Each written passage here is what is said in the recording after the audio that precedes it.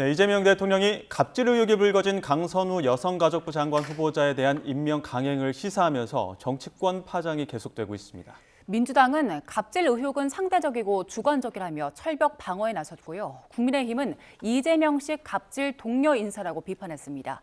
국회 연결합니다. 김다연 기자. 네, 국회입니다. 일단 이진숙 후보자 지명 철회보다는 강선우 여가부 장관 후보자 임명 움직임에 여론이 더 집중되는 것 같은데 여야 입장 각각 정리해 주시죠. 네, 민주당은 강 후보자의 경우 자질이나 전문성 논란은 없다는 점을 내세우고 있습니다. 김현정 원내대변인은 YTN 라디오에 나와서 전문성이 문제의 소지가 된 적은 없지 않으냐며 보좌관 갑질 의혹은 아무래도 상대적이고 주관적인 측면이 있다고 옹호했습니다. 또 다른 당 핵심 관계자는 YTN과의 통화에서 인사 검증 실패라는 비판에 대해 후보자를 일일이 사찰이라도 하라는 거냐고 반문하기도 했습니다. 민주당은 인사권자, 그러니까 대통령 결정을 존중해야 한다는 기류인데요. 하지만 우상호 대통령실 정무수석은 라디오 인터뷰에서 강 후보자에 대한 결정에 가장 많은 영향을 미친 건 여당 지도부의 의견이었다고 말했습니다. 국민의힘에선 갑질을 독려하는 이재명식 인사, 정권 실패 지름길, 오기를 바탕으로 한 인사 등 비난이 터져 나왔습니다. 송원석 비상대책위원장은 아침 회의에서 정부와 여당은 여론을 듣는 척, 소통하는 척 신용만 한다며 이 강 후보자에 대한 임명 강행은 국민 상식에 맞서겠다는 선전포고라고 규정했습니다. 이어 충성심과 보은을 기준으로 장관을 지명하는 게 1차 인사 참사였다면 갑질과 거짓 해명으로 국민 공분을 산 후보자를 아무런 해명도 없이 임명하는 건 불통 정권임을 자인하는 2차 참사라고도 지적했습니다.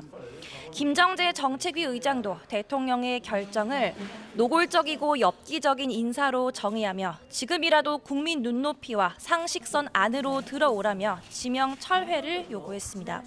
또 여기에 김의겸 전 민주당 의원이 새만금 개발청장으로 임명된 걸 두고도 개발 업무와 전혀 무관한 데다 부동산 투기 의혹으로 공분을 산 인물을 앉히겠다는 건 새만금 투기청을 만들겠다는 거라고 비꼬기도 했습니다. 네, 강선우 후보자에 대한 결정이 다른 후보자의 청문 보고서 채택에도 영향을 미칠 수 있습니까?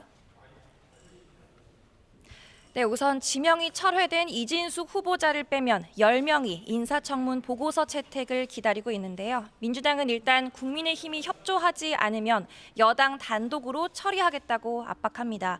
특히 대통령이 이진숙 후보자에 대한 지명을 철회한 걸 강조하며 야당의 의견을 일부 수용한 거라고 주장하고 있는데요.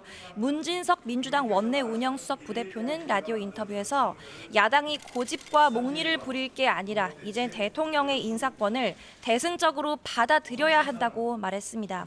반면 국민의힘은 강선우 후보자만 문제가 아니라 부처의 기본 철학과 강령에 맞지 않는 부적격 후보자들이 많다며 불만을 나타냅니다. 송원석 비대위원장은 특히 안규백 국방부 장관 후보자와 권오울 국가보훈부 장관 후보자를 거론했는데요.